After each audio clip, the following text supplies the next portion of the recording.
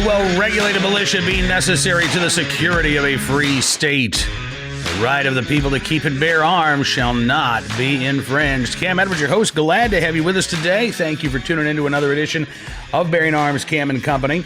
On the program today, we're going to get to some of your emails. We are also going to talk about Governor Ralph Northam's State of the Commonwealth address on Wednesday night in Virginia, as well as some new details from the governor's office about what the 18 new positions within the Virginia State Police that the governor wants funded to enforce his quote-unquote assault weapons ban.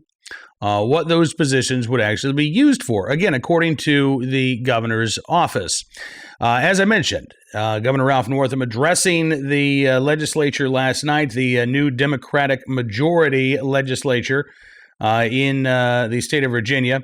He did talk about gun control, kind of saved that for the tail end of his address. He tweeted out some of his comments as well. This is one of how he got started here. He said, gun violence takes the lives of more than 100 or more than 1,000 Virginians every year, 3 people every day. Virginians have had enough of the vigils and the funerals, enough of the mourning. They made that clear at the ballot box. Unfortunately for those voters, the Democratic majority are pushing laws that are not going to make things any better. First of all, about 2/3 of the 1,000 individuals in Virginia who die because of a gun-related incident, 2/3 of those are suicides. Bad news in Virginia is that suicides are going up, and gun-related suicides account for about half of all suicides in the state. So about 2/3 of all gun-related deaths and about half of all suicides in the state of Virginia. The numbers are trending in the wrong direction for both gun-related suicides and non-gun-related suicides. Then we have the number of drug overdoses in the state of Virginia, which last year there were more than 1,200 drug overdose deaths. I believe that we're in a mental health crisis in Virginia and in the country at large. But unfortunately, Governor Northam's proposals deal with guns. His red flag law proposal, for example, when a judge decides that somebody poses a substantial risk to themselves or others, their legally owned firearms are taken, and then they're left to their own devices, left with their pills and their knives and their belts and their car keys. And matter of fact, under the red flag law that's been proposed, if this individual's spouse is a legal gun owner, the spouse's guns would be left in the home. And they would not be left with any mental health treatment or any mental health options. As a matter of fact, the words mental health do not appear at all in the red flag bill that's been introduced. There is no mental health component. It's not about mental health. It's not about reducing suicides. It's about giving gun control advocates what they want. In states like Indiana and Connecticut, that have put these red flag laws on the books and have had them on the books for the longest period of time, gun-related suicides did go down. It's true. The overall suicide rate did not. And so if the goal is to simply get somebody to kill themselves by another means, then I guess by all means support a red flag law. If the goal is to prevent suicide, the goal is to actually save lives, then the red flag law is not the answer. Stephen Gutowski also pointed out that the governor wants to ban, quote-unquote, assault firearms, those rifles, shotguns, and pistols that the governor would designate as illegal for Virginians to own, unless they registered those firearms in themselves with the state police. Gutowski noted that there were 297 homicides in Virginia in 2018 in which a firearm was used. All rifles accounted for 8% of those homicides. All rifles. And yet Governor Northam, again, wants to make it a felony to possess one of these rifles without registering it with the state. Governor Northam wants to make it a felony to possess a 15-round magazine without registering. Actually, you can't even register that with the state. You're just not allowed to possess it. It's a felony. A felony for you to continue to possess your legally purchased suppressors. Governor Northam is not focused on violent criminals. He did not talk about violent criminals in his State of the Commonwealth address last night.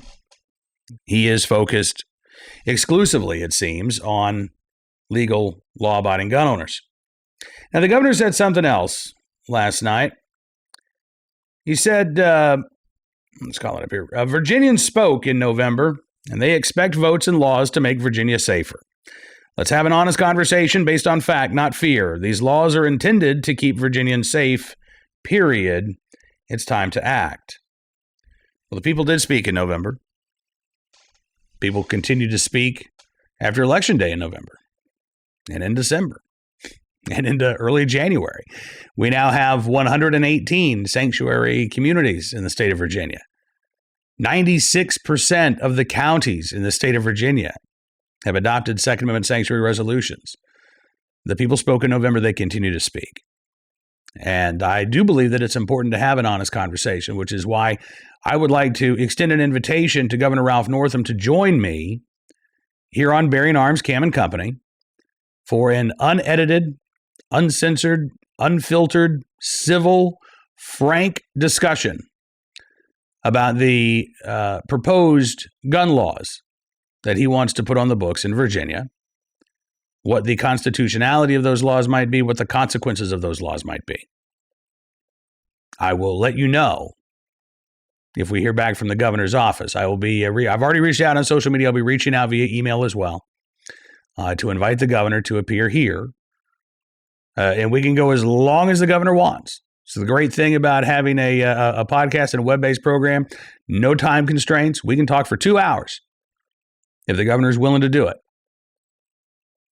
And it is an honest and open invitation, Governor, so I do hope that you'll take me up on my offer. Now, speaking of Governor Northam and his gun ban proposal, the Virginia Mercury out with a story talking about the 28 positions that the governor's budget funds within the Virginia State Police to enforce some of these new gun control measures. 10 of those positions are specifically earmarked to work on quote-unquote universal background checks, red flag laws, things of that nature. 18 positions, according to the governor's budget, would be to implement and enforce his quote-unquote assault firearms ban. So there's been, obviously, and again, the governor's not said, what these positions are for. So there has been some speculation and fear and concern on the part of some people that, okay, is this going to be the gun roundup group, right? Since we're not allowed to own them, is this going to be the group that goes around and takes people's guns away? I happen to think in a state, and I've said this on Bearing Arms, I think I've said this here on this program, 18 people seems like an awfully small number to go around to try to confiscate the estimated 80,000 firearms that we banned under Governor Northam's proposals, and the millions of magazines in the state of Virginia that would be banned under Governor Northam's proposal. 18 people just doesn't sound like a lot to do that. So I didn't think that this was a gun roundup group, but at the same time, governor's budget didn't elaborate on what those positions would actually be used for. And he hasn't said anything officially, so he kind of allowed the speculation to run rampant. But the Virginia Mercury reached out to the governor's office, and they say, according to the governor's office, the funding is for administrative workers who would oversee the registration/permitting process the Democrats are proposing to allow gun owners to keep firearms that they already have. The 18 jobs mentioned in the budget are not trooper positions, said Northam spokeswoman Elena Yermansky. Okay.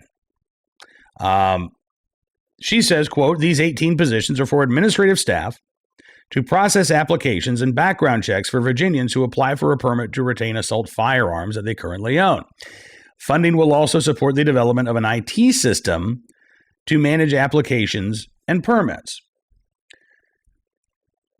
Well, I appreciate the additional context by the governor's office, but again, this is why I want Governor Northam to come and sit down and talk with me about these things, because I have more questions now than I did before. See, under the terms of Governor Northam's assault firearms ban, the law would go into effect on July 1st of this year, 2020. And then legal gun owners would have the opportunity to apply for permission to continue to own the guns that they legally own. Yeah. And they would have until January 1st of 2021 to do so. And then nobody other than those who had been approved by the Virginia State Police would be allowed to own one of these firearms. If you move to Virginia in February of 2021, under the terms of this law, you're not allowed to bring your banned firearms with you. There's no way to move here and apply to keep the guns that you currently own. Can't do it. There's no way for somebody who becomes old enough to be a legal gun owner in March of 2021 to buy one of these firearms and then apply with the state police to receive permission to continue to own it. You can't do it. It's just it's an outright ban from January 1st, 2021 on. So here's my question. If you only need 10 positions for the red flag laws and the expanded background checks and that nature, what do you need 18 positions for after this registration period has taken place? I mean, I understand you got to build the IT system and everything else, but once that window has closed, then what are these 18 positions going to do? And I'm sure that the governor has an answer. I just don't know what the answer is, which is one reason, again, why I'd like to see the governor here on this program. I mean, I'm not going to support this bill one way or the other, but I would like to know how it's supposed to work. So again, Governor, ball's in your court now. I do hope we get a chance to hear from you. And I tell you what, I want to get a chance to hear from you. We do have some emails to get to before we get to our armed citizen story and our good deed of the day and our recidivist report. So let's check in with some of your emails. All right, so let's start with an email from Dale, who I've actually met in Washington, D.C. at the Second Amendment rally back in November. Dale lives in Virginia, and he says, I was at the Hampton City Council meeting on Wednesday night. I was one of several speakers that addressed the council, he says. Pro-sanctuary speakers outnumbered anti-sanctuary speakers about 7-1. He said after about 3 hours of speakers, Councilwoman Eleanor W. Brown got the floor from Mayor Donnie Tuck. She read a prepared statement withdrawing her initial proposal for becoming a sanctuary city. Dale says it was easily 4 paragraphs long, so they had absolutely no plan on adopting the resolution. By contrast, Dale says, I'm a Poquoson resident, but we own a business in Hampton. He said, I also spoke at Poquoson City Council meeting where not only did they vote unanimously to become a constitutional city, which I think may have been the first state to do so, but Mayor Hunt and several other council members offered people in attendance encouragement to continue the fight in Richmond. We expected less from the city of Hampton, Dale says, and we certainly got it. You know, that I got to tell you, so I don't know the whole story here. I don't, but I cannot stand it when lawmakers try to pull a fast one on voters. I hate it. I hate it. And a lot of times, I really do believe they don't do it out of maliciousness. They just do it because they don't want to deal with they view this as a problem that they want to go away. Right? From their point of view, look, these are resolutions. They don't really have the weight of law. Attorney General Mark Herring's already said they don't have any legal weight. Why are we doing this? Why are we doing this? And the reason why you're doing it is because the people are asking you to. The voters are asking you to. And if you cannot respect them enough to be honest with them and level with them about why you're not going to do it, I don't think you need to be in office. I think you should be challenged the next time that you're up for election. That may be naive and idealistic of me, but it's how I feel, particularly when we get to the county level, when we do actually have, I think, a sizable amount of influence in our county officials. It's a lot easier fight in some cases to take on a county official than it would be to try to unseat a state rep or a state senator or a congressman or a senator. But again, Dale, I'm really sorry to hear that that's how that went down, because that is annoying and frustrating. And hopefully there'll be some electoral consequences there. Mark writing in, And he, too, was at the Second Amendment rally in Washington, D.C. back on November the 2nd. He says, I love your show. Thanks for all you do for the 2A community. Your show and Joe Persinger's show, Gun Guy TV on YouTube, are just a couple of my favorite sources of 2A news. He says, it really seems to me, and thank you for that, by the way, Mark. Mark says, it really seems to me that the attacks by politicians and anti-gun folks against the Second Amendment are becoming very personal these days. Yeah, I can see that. I can see why you get that impression. Lawmakers, he says, are focusing on proposing laws, bans, and restrictions against the inanimate object gun, and they are proposing unjust laws against law-abiding good citizens. These politicians need to learn to trust good citizens. They are no better or wiser than we, the people. We were kind of just talking about that, weren't we? He says, I totally understand. Now, they're trying to stop crime and violence. I get it. None of us like the crime, violence, tyrants, criminals, or those who resort to shooting up a place in order to solve the problems. But the fact remains that evil exists. Crime and criminals have been around since the beginning of human history. What we need to do is figure out why people turn to crime and violence and to come up with some solutions to those issues. And even with our best efforts, Mark says, crime, criminals, and people with mental health issues will continue to exist. You're right, Mark. Now, Mark says, our forefathers were much wiser than we'll ever be. They studied the teachings and writings of the greatest thinkers and philosophers of the civilized world. Didn't have social media, TV, or video games to rot their brains. Instead, he says, they had the fundamental understanding of the universal laws of nature and of nature's God. They wrote the book on freedom and independence. They wrote the instruction manual for the United States of America. They did. And again, there was crime back then. Right? There were mental health problems back then. We've never had a utopia. We never will have a utopia. Heaven on earth is not a thing. Sorry to bum you out. However, Mark, you're absolutely right when you talk about the focus of gun control advocates on legal gun owners and how a much better way to reduce violent crime would be to focus on the much smaller number of violent criminals as opposed to the much larger number of legal gun owners, and to really target those individuals. And I've talked a lot on this program before about a program called Project Ceasefire, which was successful in reducing the juvenile homicide rate in Boston by more than 50% in the 1990s. And that type of success has been replicated around the country. And it's very much a carrot and stick approach. You know, again, we know, Ralph Northam knows, Michael Bloomberg knows, we know that a majority of violent crime in any given community is driven by a very small number of individuals.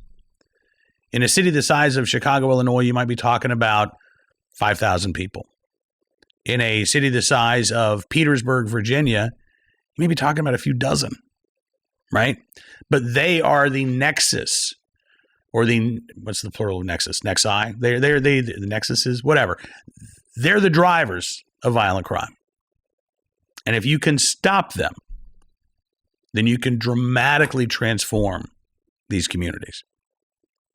Not with another gun control law, but simply using the existing laws on the books and focusing the efforts of law enforcement on the most violent offenders and the most likely to offend. And again, it's a carrot and stick approach. The message is basically, you're going to stop shooting. And we will help you if you will let us. We will make you if you don't. And there has to be follow through. So for those who want to leave this lifestyle, those who want to better themselves and to try to turn their lives around before it's too late, there is help. There's help getting GED. There's help getting into college programs. There's help finding jobs. There's help. For those who don't take advantage of that help, there's prison. There are referrals to the U.S. Attorney's Office so that there are federal prosecutions whenever possible. There are no plea bargains offered. And these offenders go away for as long as the law allows. And again, most people take advantage of door number one because most people don't want to live their lives shooting at other people and then dying before they turn 25. So when given the opportunity, most individuals at least try. They won't all succeed, but many of them do. It is it's a much better way of going about things, Mark. Republican Todd Gilbert in Virginia has offered a bill that would do exactly that. I don't think Ralph Northam has even mentioned it.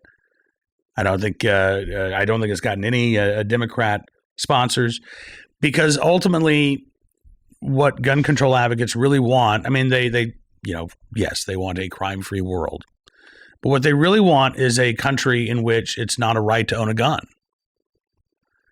That's what they really want. They want to stop this argument, and they want to win this argument.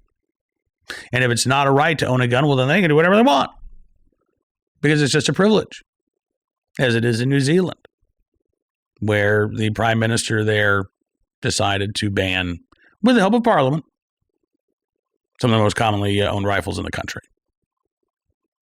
That's what they want here. It's just as simple as that. All right, one more email today, and we're going to get to some more tomorrow, by the way. John writes in, he says, this is a battle of ideas. Therefore, we should be equipped with the proper ideas. You have an audience, so perhaps you should attempt to expand their minds with a reading list. And he offers up several. I got to tell you, so I haven't read all of these, and I can't endorse all of these, but of your top 10, John, I'll tell you the ones that I've read. War on Guns by John R. Lott. That's a good. I'll give you a 2 thumbs up, I guess. I don't know if I've read The Tyranny of Gun Control. Paul Revere's Ride by David Hackett Fisher, which is a history book, and it is fantastic. It is fantastic. I cannot tell you what a great writer David Hackett Fisher is, and he just brings the story not only of Paul Revere's ride to life, but the months beforehand and the weeks after the events of April 19th, 1775. So wholly endorse that. Target Switzerland by Stephen Holbrook. Wholly endorse that. Indian Country by Kurt Schlichter. Wholly endorse that. I mean, it's fiction, but I love Kurt Schlichter, and it's a great book. The whole series is. And the Gulag, I love this book. I'm so bad at pronouncing it. The Gulag Archipelago. I never use that word in common conversation, so I'm not really sure how to pronounce it, to be honest with you.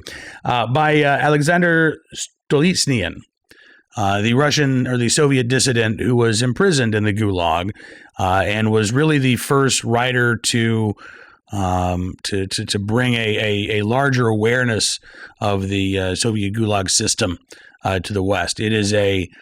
It's a difficult book to read, not because of the prose and how it's written. It's a difficult book to read because of what you're reading, because of the subject matter. But it is a very important book. To those, John, I would immediately add 2 books, Negroes and the Gun, The Black Tradition of Arms in America by Professor Nicholas Johnson at Fordham University. And this Nonviolent Stuff Will Get You Killed by Charles Cobb, who was a civil rights activist in the South in the 1950s and 60s. And he writes about how armed self-defense and the Second Amendment were so vitally important to the civil rights movement. So there you go. There are obviously many, many more books. Now you got the thought in my head. Appreciate it. Thank you for that. All right, let's get to today's armed citizen story, our good deed of the day, our recidivist report as well. In fact, that's where we'll begin, from the great state of New Mexico. That would be a young man named James Garcia, who is being held without bond on murder charges. A judge says that he'll remain in jail until his trial. 26-year-old James Garcia charged with second-degree murder and tampering with evidence for allegedly shooting 20-year-old Daniel Gisler in November and then hiding Gisler's body in car, according to the Albuquerque Journal. Also, according to the Albuquerque Journal, they say that Santa Fe District Judge Mary Marlowe Sommer described Garcia's lengthy criminal history as that of a thug and said that no conditions of release could protect the public. Which makes you wonder, well, why was he out on the street to begin with here? According to the Albuquerque Journal, Garcia has a history of threatening violence towards family members. He actually pleaded guilty to 3 counts of assault after he threatened to kill his aunt and her family and set their house on fire in January of 2018. In September, The same aunt filed a restraining order against Garcia because he threatened to shoot her and her family. In June of 2017, Garcia's father called police because Garcia stole his brother's laptop. The next day, Garcia's brother again called police and said Garcia had said he was going to kill him and slit his throat. Brother told police that Garcia told him, quote, he had killed multiple people before. The judge mentioned threats of violence towards others when deciding that Garcia should remain behind bars pending trial. Meanwhile, Garcia's attorney said that the people who came forward to talk to police about Garcia are unreliable drug addicts, and that there is no forensic evidence ties to the murder. He said Garcia is an honor student at Santa Fe Community College, and asked that he be placed on house arrest instead of being incarcerated. So there you go. I kind of wonder again, given the history there of violence towards family members. Well, okay. All right. Our armed citizen story of the day. This story is, by the way, not Bloomberg approved because it does involve an average American carrying a firearm in a public place and actually coming to the aid of employees of a Subway. Yes, the man shot by an armed bystander while robbing a Subway in Ukiah, Utah, has now pleaded guilty. That, according to KRCR, Ukiah, California, not Ukiah, Utah. This was back on December 12th. Ukiah police got a report of shots fired at a Subway there. And when they arrived, that's when they found 21-year-old Dorian Michael Kuhn with multiple gunshot wounds in front of the Ross Dress for Less. Why is there always a Subway next to a Ross Dress for Less? Isn't that the case? Like 90%? Anyway, he was flown to an out-of-county hospital where he was treated for his injuries. Witnesses told police that Kuhn had just robbed the Subway with a gun. Police said that they learned during the robbery an armed bystander with a valid concealed carry license shot his gun in fear of his safety and the safety of other citizens. Kuhn was arrested, charged with 2 felony counts of second-degree robbery, 1 count each for the 2 owners of the business. He was also charged with felony assault with a deadly weapon involving a customer inside the business at the time of the robbery. During a follow-up investigation, police learned that Kuhn used a, quote, realistic-looking pellet gun in the commission of the crime. It was supposed to be a preliminary hearing for Kuhn, but he instead pleaded guilty to the charges against him, as well as the sentencing enhancement. The sentencing hearing is now scheduled for March 5th at 9 a.m. We'll see what kind of sentence this guy gets for the armed robbery. Meanwhile, thankfully, the concealed carry holder was there. And finally, speaking of thankful that folks were there, folks in Jackson, Mississippi, very thankful that their neighbor was around to help save them from a house fire overnight. This from Channel 16 in Jackson, Mississippi. Nate Cornish, who's a neighbor there, said, I knew that he was home, the homeowner, because his car was there. He said, I went over there. I was going to knock on the middle window to go look for him, but we looked to the left, and he was laying on the ground out of the window. He had tried to get out, but apparently was unable to do so. Thankfully, again, Cornish was there. He said he helped a woman escape from the second home that caught fire in this neighborhood. He said, I got her keys from her. He said, I pulled her car out away from the fire. The owner of the home where the fire originated apparently had propane tanks stored on the front porch, which may have helped to fuel the blaze. Investigators said the fire started in the kitchen and spread. It looks like the gentleman who Nate Cornish helped out of that home suffered some cuts and bruises, but is going to be okay, as is that woman. So, again, in the right place at the right time and willing and able to do the right thing. Nate Cornish there in Jackson, Mississippi, we thank you for your very good deed. And that is about all the time that we have for you on this edition of Bearing Arms, Cam & Company. I want to thank you for being a part of the program today. We'll be back tomorrow. Now, listen, I don't have this entirely confirmed yet, but I'm 90% sure. Pencil it in that VCDL President Philip Van Cleve is going to be with us on the program. We're going to have more of your thoughts and your comments. You've got something to share with us. cam.edwards@bearingarms.com is the email address to use. If you're on the social media, you can retweet my tweet to Governor Ralph Northam, inviting him here on this program. Hopefully we'll have an update on tomorrow's program to tell you about that as well. But again, in the meantime, thanks for watching, for listening, for spreading the word. We'll see you back here with a Friday edition of Bearing Arms, Cam & Company.